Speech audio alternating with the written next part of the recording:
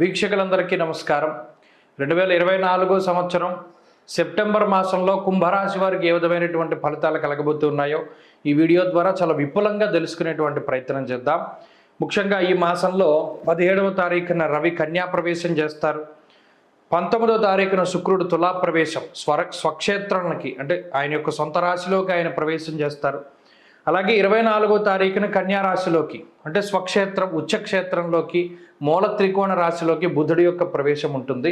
ఇవి ప్రధానంగా ఈ మాసంలో ఉండేటువంటి గ్రహాల తాలూకు మార్పు అంటే మిగతా గ్రహాల గమనాల్లో కానీ వక్రగతుల్లో కానీ ఏ విధమైనటువంటి మార్పు కూడా ఈ మాసంలో కనబడడం లేదు. ప్రత్యేకించి కుంభరాశి వారికి గనక పరిస్థితులను చూస్తే ఈ రాశికి 2వ స్థానంలో ఉండేటువంటి రాహు అనుకూలించేటువంటి గ్రహంగా మనం చెప్పవచ్చును.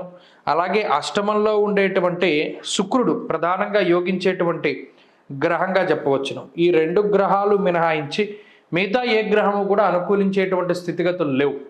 మరి ఏదైనా ప్రతికూలంగా ఉందా అంటే అర్ధాష్టమ స్థానమందు గురుగ్రహము అలాగే సప్తమ స్థానంలో ఉన్న రవి కానీ బుధుడు కానీ ప్రతికూలించే గ్రహాలు కాదు. ఏలినాటి శని ఇంపాక్ట్ కొంత ఎక్కువగా ఉంటుంది. అంటే 2 గ్రహాలు అనుకూలం 2 గ్రహాలు ప్రతికూలం, మిగతా గ్రహాలన్నీ మిశ్రమ స్థాన స్థితి. 17వ తారీఖు దాటిన తర్వాత మాత్రం రవి కూడా అష్టమంలోకి వెళుతున్నారు కాబట్టి ఆ అష్టమ రవి యొక్క స్థితిగతులు కూడా కొంత ఇబ్బందికరంగా ఉన్నాయి. అంటే కుంభరాశి వారికి ఇది సాధారణమైనటువంటి మాసంగానే చెప్పచ్చు. ఒక్కొక్క గ్రహాన్ని చూసుకుంటే ఇక్కడ శనేశ్వరుడు జన్మరాశి యందు తేజోహానిర్ మతిర్భ్రంశో మనఃపీడా భయంతద అంటే కొంత బద్ధకాన్ని ఇస్తాడు. మీ మీద నీలాపనిందలు వచ్చేలా చేస్తారు. ప్రతి పని వాయిదా వేసుకునేలా చేస్తారు. అలాగే సోమరతనాన్ని పెంపొందిస్తారు. వ్యసనాలకి బానిసలయ్యేటువంటి విధంగా ప్రోత్సహిస్తారు. చెడు సావాసాలు వీటికి ఎక్కువగా ఆయన కారకులు. ఈ మాసంలో శని ఫలితం కూడా అదే రకంగా ఉంటుంది. జోదము, స్పెక్యులేషను, బెట్టింగులు ఇటువంటి వాటి జోలికి పోకుండా ఉండడం, ఎక్కడా కూడా అనవసరంగా డబ్బు పెట్టుబడి పెట్టకుండా ఉండడం, ఎవరిని నమ్మి డబ్బు అప్పు ఇవ్వకుండా ఉండడం, ఇవన్నీ ప్రధానంగా ఈ రాశివారు జాగ్రత్తలు తీసుకోవాలి. ఇక రాహు ప్రధానంగా సౌభాగ్య భాగ్యం ఆరోగ్య ఆయన ఒక్కరూ ప్రధానంగా యోగిస్తూ ఉన్నారు. కుంభరాశి వారికి ఒక పెద్ద ఎసెట్. రాహు బలంగా ఉండడం వల్ల కుటుంబ సౌఖ్యం ఉన్నది, కుటుంబ సభ్యుల యొక్క సపోర్ట్ ఉన్నది, కొంతలో కొంత జీవిత భాగస్వామి తాలూకు సపోర్టు, సంతానం తాలూకు ఎదుగుదల ఇవన్నీ కూడా రాహువే ఇస్తూ ఉన్నారు.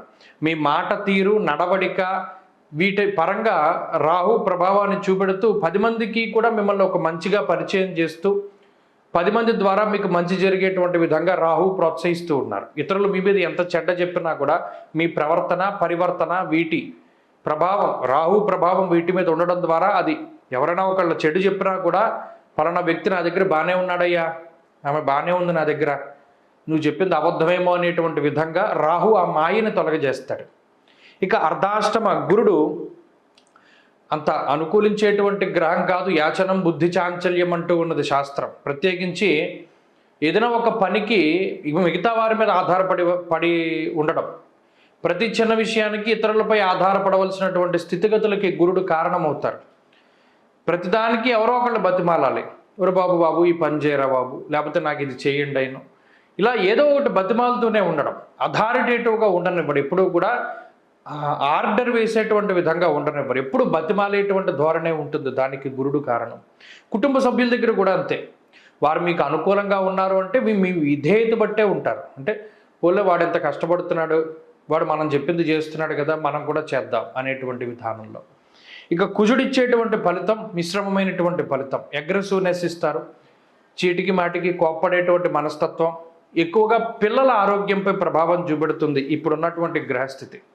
అలాగే సప్తమ రాహు సప్తమ రవి, ఈ సప్తమ స్థానంలో రవి గ్రహం సామంత జన విద్వేష అంటూ ఉన్నది శాస్త్రం. అంటే ప్రతి చిన్న విషయానికి మీ మీద కోప్పడుతూ ఉండడం. ఎవరు? మీ స్నేహితులు, శ్రేయోభిలాషులు, బంధువులు. ఏదో ఒకటి మీరు అనకపోయినా, మీరు ఏదైనా మంచిగా అన్నా కూడా వారు చెడుగా తీసుకుంటూ ఉండడం. ఇలా అనుకోని గొడవలు వీటికి ఈ గ్రహస్థితి కారణమవుతుంది. ఇలా ఇప్పుడున్నటువంటి గ్రహస్థితి ఆర్థిక సమస్యల్ని ఇవ్వకపోయినా మానసికమైన ఇబ్బందుల్ని, శారీరకమైనటువంటి కష్టాన్ని ఎక్కువగా ఇస్తూ ఉన్నది. కాబట్టి కుంభరాశి వారు ఈ సెప్టెంబర్లో దానికి జాగ్రత్తలు తీసుకోవాలి.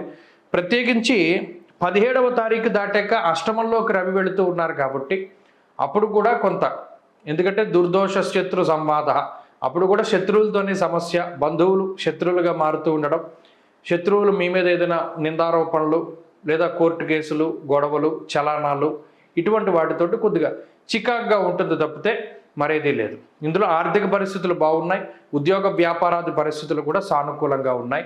చదువురులకు మాత్రం ఇదంత మంచి గ్రహస్థితి కాదు. కాబట్టి కుంభరాశి వారు ఈ మాసంలో ప్రత్యేకించి ఏలినాటి శని పరిహారాలు, గురుగ్రహ పరిహారాలు, రవిగ్రహ పరిహారాలు ఎక్కువగా ఆచరించాలి. శనివారం నాడు తెల్ల జిల్లేడు పుష్పాలను మాలగా కట్టి శివుడికి సమర్పణ చేసి, నందికి సమర్పణ చేసి, శనివారం నంది దగ్గర దీపారాధన ప్రదోష సమయంలో గనక చేస్తే అటు రవిగ్రహం, శనిగ్రహం యొక్క దోషాలు పోతాయి. దక్షిణామూర్తి యొక్క ఆరాధన ఎక్కువగా ప్రతిరోజు చేయగలిగితే లేదా సిద్ధమంగళ స్తోత్రాన్ని ప్రతిరోజు చదవగలిగితే గురుడు కూడా అనుకూలంగా మారుతారు. ఆ విధంగా ముందుకు వెళ్ళండి. ఈ మాసంలో మంచి ఫలితాలు సంప్రాప్తమవుతాయి. స్వస్తి.